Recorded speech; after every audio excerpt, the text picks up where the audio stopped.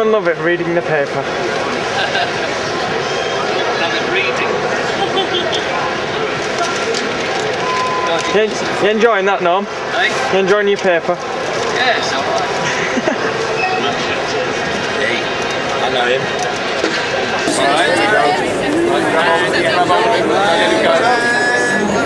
Have you been enjoying yourself then whilst you've been I here? think so, yeah. I've had presents. Someone bought me a blonde wig. A blonde wig? A blonde wig. What sort of blonde wig are we talking, like sort of like hatty style blonde wig? Got it in my bag there, they bought it for me. So. Would you mind wearing it? Just pop it on. Cheeky director. Yeah, but I need makeup with it really, because you've got to look like her. I need a lipstick.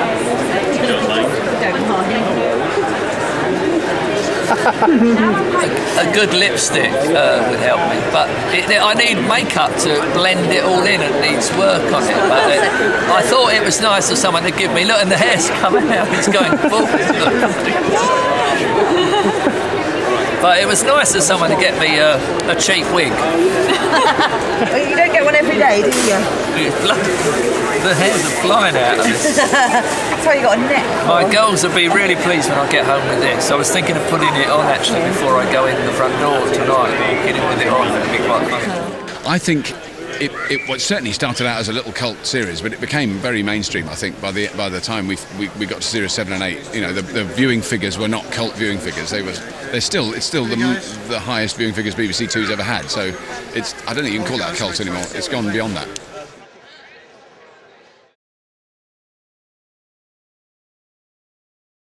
Welcome to the Crown 105.2 stage zone at Memorabilia. We've got our last question and answer session now of the day. So feel free to put your hands up, ask any questions you want, or jump in, give you a microphone. Please welcome the entire cast of Red Dwarf.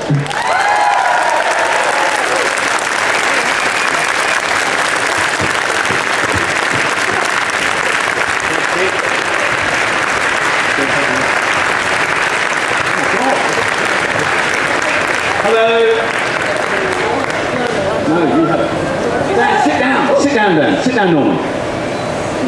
Hello. Thank you. Ladies and gentlemen, we've only got 2 microphones, so we've got to share them, but we've already had a fight at the back.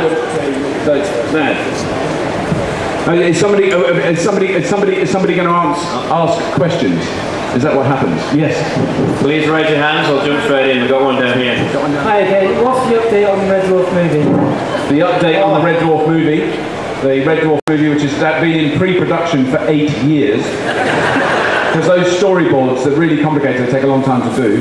But we're all absolutely ready. We're like coiled springs, ready to go into action on the Red Dwarf movie. But we're slightly rusty. No, ordinary. Oh yeah, we're ordinary springs. Porsche 911 springs, really class springs. I heard last night. Doug Naylor rang me last night specifically because we're going to be here today. And I think we'd all assumed as a cast that it wasn't going to happen, but we kept it quiet. But actually, last night I heard some news which means it's not definitely going to happen, but it's not definitely not going to happen. Because I thought yesterday afternoon it's definitely not going to happen, and then I was told by Doug Naylor has never, to give him his due, never for 1 minute in the last 8 years ever given up or had any doubts that we'll make the movie. The rest of us have all been going, Doug, you know, get over it. But he's absolutely determined. The script is fantastic. It's a really clever script.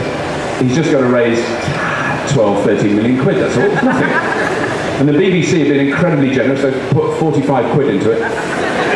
And a couple of old pairs of pants. So we don't know, to be honest. We wish we knew what was going to happen with the film, and we'd all love to do it, and I think one day we will. And all I can say is Crichton will look the same age, but possibly not the rest of the cast. Can I just say that I'm the only one that I'm the right age to play my character now, and the rest are too old.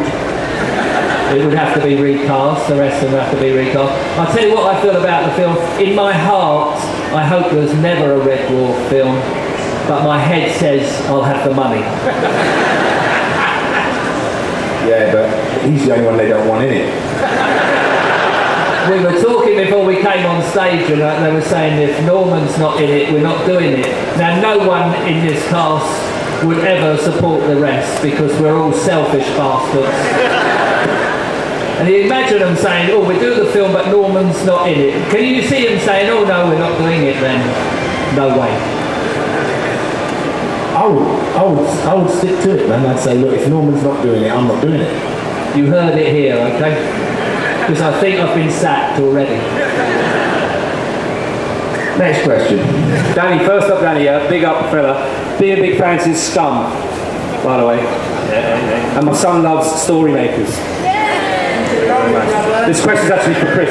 Chris, I started up doing comedy when I was 18, about 4 billion years ago.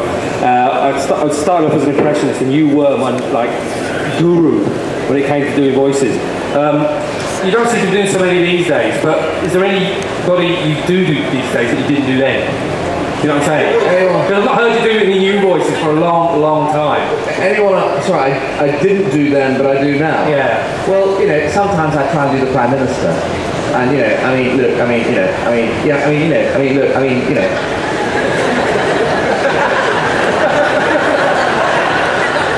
Not bad. I used to do William Hague, actually. Because he sounded such a cocky bastard that I decided to do William Hague for a lot of the time, you know. That was alright. Who else do I do? I do other people, but I do, you know, I tried to do the judges on Strictly Come Dancing. Because you got the, what do you call that bloke? Right, the scores on the doors. Craig, a Revel Hallwood. Oh, it was total darts disaster too. Arlene. I didn't like it all four. Can't do that. Len. 8. And finally Bruno. Oh no, I thought it was great. 8. I love you. So that's what I do in the bathroom now. I can't stop doing Jim Brown for me standing at home. My wife goes mad at me. Do it? Come. Excellent. Excellent. Take it easy, all the best. Don't give up the day job. I didn't mean it to sound like that. I think I'm just worried about the time, you see. I'm naturally coming in here and saying we need more questions, or do we? Anyone else want to ask that question at all? You're not impressionists, you wouldn't want to ask that question. Okay, so another question, please, from anywhere else? You got any plans to make another series? Is he a troublemaker or what? Well, another series, no, he can't wait to answer this. What I think is that there should be a final Red Dwarf, like a special, like an hour-long film for TV or an hour-long special. So it finishes it all off. We all die or something, but it finishes it, and it puts a line under Red Dwarf instead of letting it sort of vaporise through the years and not know anything. And for fans coming up continually at every signing saying, "When's the film out?" Because we're fed up answering that bloody question. Sick of it. And he's been asking this from series 1, that he wants to play all the characters. Tell it like it is, Norm. Who's next? Go on. The last time we saw you all on TV, Rimmer kicked Death in the nuts and ran like hell. What do you all reckon would have happened next? He gets caught and shagged. Awesome. Please give it up for the cast of Red Dwarf.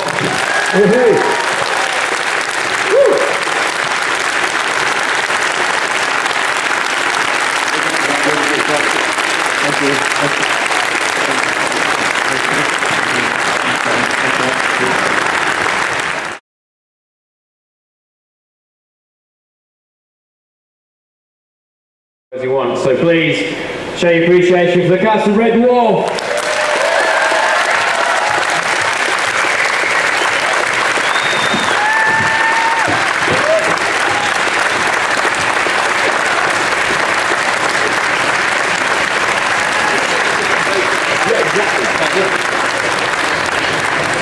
Good afternoon, everybody. We're very happy to be here, but we're quite rubbish at doing this. So I hope you're going to ask really nice questions, and then we'll answer them, and then we'll be really good. Thank you very much. Thank you. Exactly. Otherwise, we get Norm to beat you up. Yeah. Because Norman gets quite angry. Very angry. I'll have to hold him back, and he'll do me in again. You have been warned. He is the Don. He is the Don. He's vicious. We have got a third microphone, but you can't see this one. It's sort of smaller than the rest. But, Chris never goes anywhere without his own microphone on, just in case he has to do an interview. I always need a personal one. Right, so because I've got the microphone, I'm sort of the facilitator in this situation.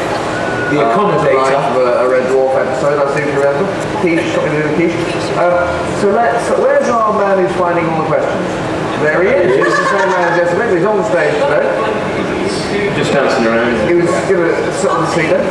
Let's start, go and find us a question then, sir. Hi, can I have everybody's interpretation of the word smeg? Yeah. Do you want to explain that, Bobby? You've got the most medical knowledge. I did once explain what smeg was to Emma Freud on Radio 1, live at lunchtime Radio 1 show, and she clearly didn't know what smeg was, so I gave her the dictionary definition. And for the first time in Radio 1's history, there was about a 3-minute silence afterwards, and she sat there. Couldn't believe it, but I'm not going to say it now, because there's nice young people in. And there's too many young people that you're all too clean, and you all wash too often. Exactly. It's got something to do with... You've got nice legs. Dude. Someone said I got nice legs. Do you think they're nice? Do you think they're nice? Do you think I'm a bit feminine? My wife thinks I'm a bit feminine. Do you think so? Do you think so? You think I'm manly? How do you see me coming across? You three girls there. It's sort of... you better be careful with them, Mom. Manly, definitely. Thanks a lot. I'll tell my wife that. I feel better now. Carry on with the questions. You're supposed to explain what smeg is. Smeg is a rude word, yeah. Smeg it's not rude. It's not rude, it's something that comes off a man's body. It's sort of like... And a woman as well. I didn't know that. And, you know, it's just... something to do with sort of it's just hygiene, isn't it? I thought it was smeg is basically... No, smeg is like mozzarella. But that's only an abbreviation of the actual word, isn't it? Basically mozzarella. It's like it's got something to do with cheese. Cottage cheese. Yeah? Right? And it's just an abbreviation. It is in the dictionary. I think we should take the next question, yeah. What? Aimed at Kat, which was your favourite episode to act out? Oh. He never did any acting, how would he know? I've been hamming it up all this time, man. But I did get let loose, I think, on Gunman of the Apocalypse. Because... you know, I got to live out my little childhood dream of being a cowboy. Didn't you want to be a cowboy? See, everybody wants to be a cowboy, even the girls. Yeah, Calamity Janes and all of that stuff. Yeah, no, it was great riding the horses, scaring the shit out of Chris. You know, it's great. A question down here? This is Little asks, Chris, in the recent Series 7 commentary, he mentioned that he was annoyed he didn't get to sing the Rimmer Munchkin song in blue. So, Mr. Flibber wants to know, will Chris now sing the Rimmer Munchkin song for the fans? Otherwise he will be very cross.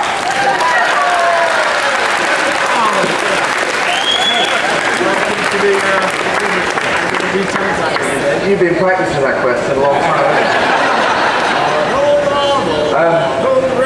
See, they can remember lines better than I can. I think the deal was that we got a rim of face there, that I sing the remainder of it at the next dimension jump. So, if you... Clever marketing. Next dimension jump, I promised in 2007, September, that I would sing the rest of the song. Dimension jump, for those that don't know, is the Red Dwarf convention. 2006, though, I don't remember. Yeah. And Chris sang half of it at the last Red Dwarf convention, and it was so good that everyone wanted more, and he said he would sing the rest of it at the next convention. So you'll all have to come to the Red Dwarf convention to see him finish it. So anyway, Flibble, I like to see you cross. To get crosser. Question September. Question right at the back. There's no one for Chris. I was just wondering, how hard was it to do that kiss with Craig Charles? It wasn't difficult at all. Craig is a hell of a kisser. And he thinks the same as me. No, it wasn't difficult. The only problem was that we psyched ourselves up for it, so you kind of didn't taste anything. You know what I mean? We've all been there, haven't we, in a nightclub at 2 o'clock in the morning when you've got to suddenly kiss someone for the first time and you think, was it a good idea pursuing this person for the last 4 hours? And, you know, with Craig, I kind of knew what I was going to get. you know, he'd been on the extra strong mints, you know, all day, and so would I. And a few yoga tongue exercises. Exactly, yeah. Bit of tongue yodeling.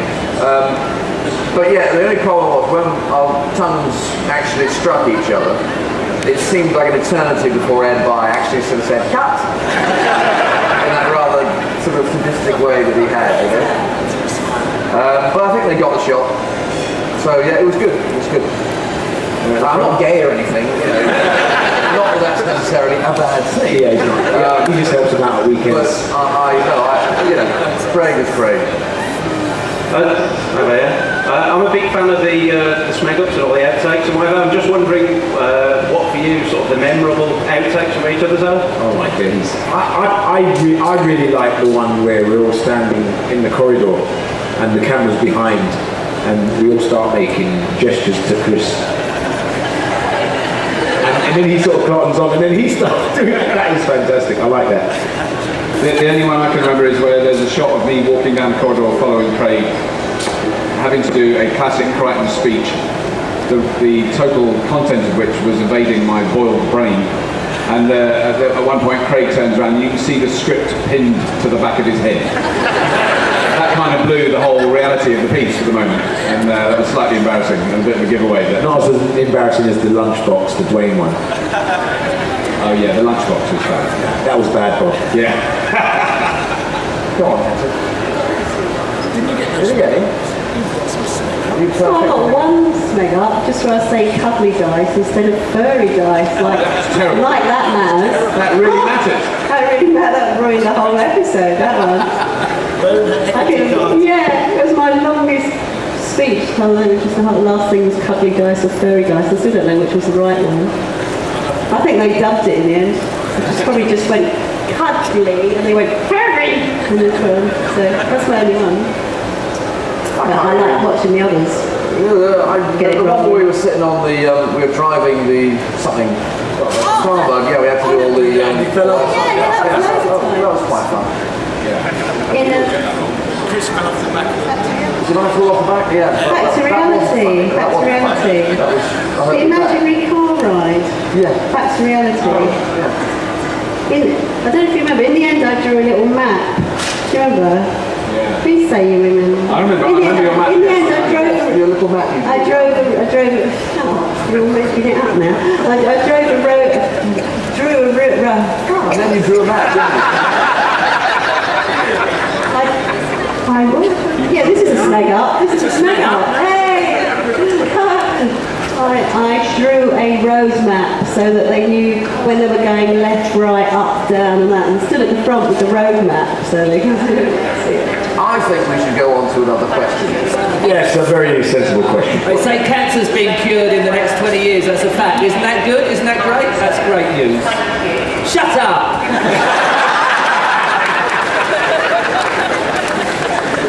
Okay, next question. That question to me instead of Chris Barry all the bloody time. See? I'm telling you. Right, someone...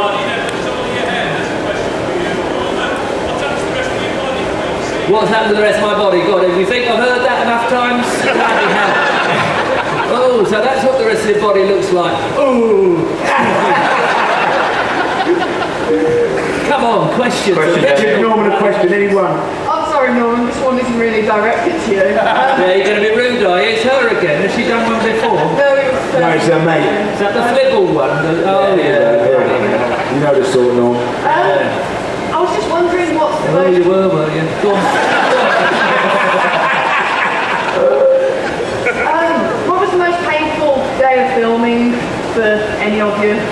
Like, any day stuck in your mind? I remember the most painful day for me personally was when we nearly drowned.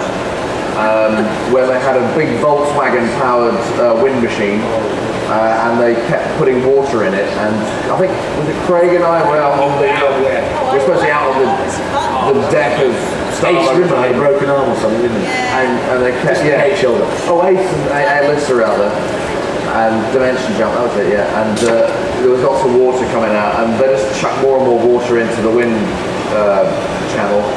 And and you know, I'm often drunks and just horrible, acidy, chemically water and nearly drowned. With snowflakes mixed in. And Doug was sort of walking around sort of going, yeah, Chris, it was great, yeah. No, yeah, it looked great, yeah. So it was probably worth it in the end, but I felt like question for me? Oh, subject. My most painful was the second day I ever worked on the show, Series 3, when I had to pull Danny across the snowy wastes of an ice moon, and he was on a sledge going, push, push! And we were walking into a very similar machine, a Volkswagen engine fan, which was blowing soap flakes into my glued open eyes. Yeah. So it makes it quite difficult to blink. It was in the early days of the mask, where your eyes are just literally like that, and you go, yeah, there's soap flakes going in, and nothing's washing them out. Nothing. The Optrex kid. You know. There was Dan behind going, whoosh, whoosh, and I was really pulling a real sledge across concrete floor with soap flakes under my boots. With a weird guy with a fur coat and a fur hat on. In that case, that was Rob and Doug going, yeah, no, Bobby, it doesn't look realistic. No, exactly. With a whip cracking around your ears. Yeah, but I think my one's when we got shot of it in Starbucks. Oh, yeah. Yeah, I don't know if you remember. It's in the Smeg Arts, is it? No? Could be, yeah, when the things... Yeah, we had to do these explosions and they're done to numbers. And, you know, like, those these big air cannons with these, you know, big blunderbuss end on. And the first one's supposed to blow this way. Number one, okay. And Peter Regan, you can do Peter Regan. Yeah, number one this way. Number two that way. So, of course, the wires were swapped around. So, on number one, we're supposed to look that way. Number two was supposed to look that way, and it was the wrong way round. So when we actually looked that way, it blew up in our face. And he had all his corks stuck in his rubber head. And I had one in the eye. That was terrible. Please, which will contemplate entrance. Please make their way to the Pigs in space! Got another question at the back here. I'd just like to say sometimes the makeup department hair dried, you know, they blow dried my hair and it really hurt. Can someone do me a favour and move the flower pot? Who's that, Liam Gallagher? It's a badly drawn boy, isn't it? Badly drawn boy. Badly drawn boy. It isn't, no. There's a microphone. There's a speaker in the way. Speakers there, yeah, badly drawn boy. It is, that's him, isn't it? Yeah, he looks like a badly drawn boy. Badly drawn ball. To give us your favourite line or the line that you was most famous for, each of you, please. Fish!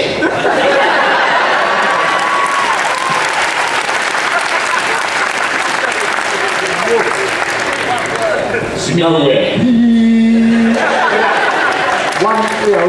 One syllable, two syllables. No words. Come on, Norm. They're all dead, Dave. What's your line? Have you done? Yeah. Oh, Snakehead, yeah. Smoke me a kibber, I'll be back for breakfast.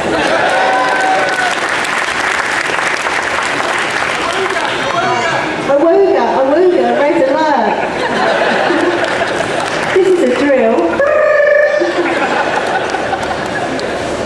Mine's probably cottage cheese with pineapple chunks in it. Or penny called jumper. Penny called jumper, yeah. Penny called jumper. Another question back here. Danny, any chance of seeing one of your famous cat dances? What?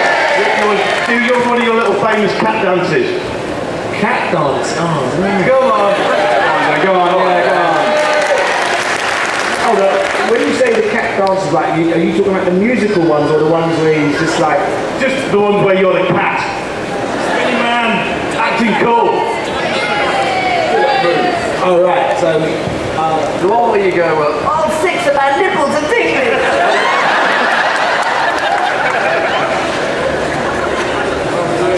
We're making space for you now. Well, a lot of space now. That'll be.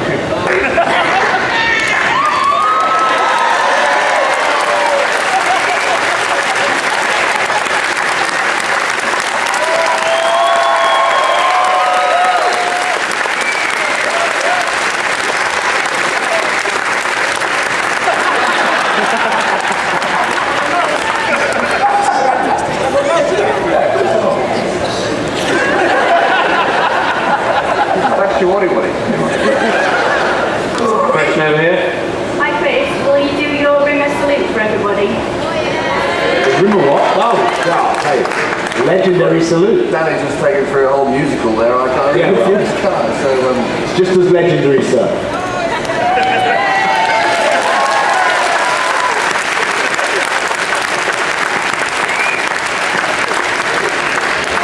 Another question? Robert, are you ever tempted to use anything from Crichton into the other program that you do, Scrappy Challenge? What, you mean present Scrappy Challenge as Crichton?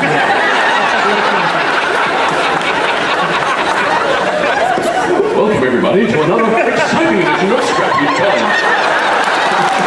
Where all these funny little men go around and build rusty little machines out of lovely old machinery. It's so sweet. No.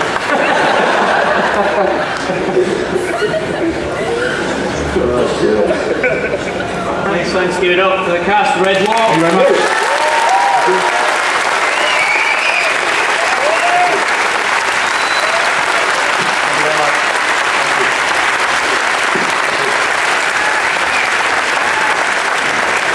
If you'd like a picture taken with the cast, they're heading over by the Starsky and Hutch stand now, where you can get it signed as well in the 20 minutes. Thank you.